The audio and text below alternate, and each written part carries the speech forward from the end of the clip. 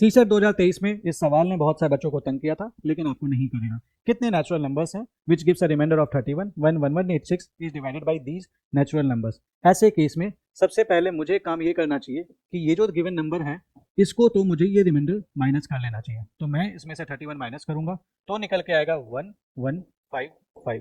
अब मेरा काम इतना होगा कि मुझे इसके फैक्टर्स निकाल लेने हैं और वो फैक्टर्स कंसीडर कर लेने हैं जो 31 से बड़े हैं, क्योंकि अगर 31 से छोटा हुआ तो रिमाइंडर 31 नहीं आ पाएगा। जैसे कि अगर किसी नंबर को मैं 5 से डिवाइड करता हूं तो रिमाइंडर क्या आ सकता है? 0 1 2 3 4 5 तो नहीं आ सकता, 6 नहीं आ सकता। सेम वे इसके वो फैक्टर जो 31 से बड़े हैं वही उसका उत्तर हो जाएगा। अब इसके मुझे फैक्टर्स निकालने के लिए एक तो ये तरीका कि भाई मैं 1 से लेके पूरा चेक करता चला गया, बट वो तरीका बड़ा लंबा है।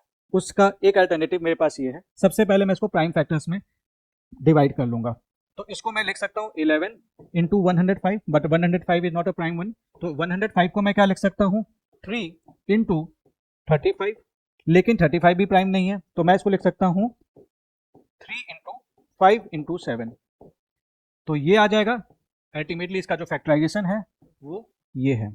अब एक बात मुझे ये पता है कि जो भी मेरे फैक्टर्स बनेंगे इनके मल्टीपल से ही बनेंगे। एक बात मुझे और पता है, अगर कोई नंबर n है तो उसको मैं अगर इस तरह से लिख सकता हूँ प्राइम फैक्टर्स के पावर के टर्म्स में a की पावर p, b की पावर q एंड c की पावर r, तो ऐसे केस में इसके जो नंबर ऑफ फैक्टर्स होते हैं वो होते हैं p+1, q+1 और r+1। तो इसके फैक्टर्स कितने बनेंगे इस नंबर के फैक्टर्स? तो इसकी पावर 1, इसकी पावर 1, इसकी पावर 1, इसकी पावर 1, तो 1+1 1+1 1+1 1+1 इज इक्वल टू 16।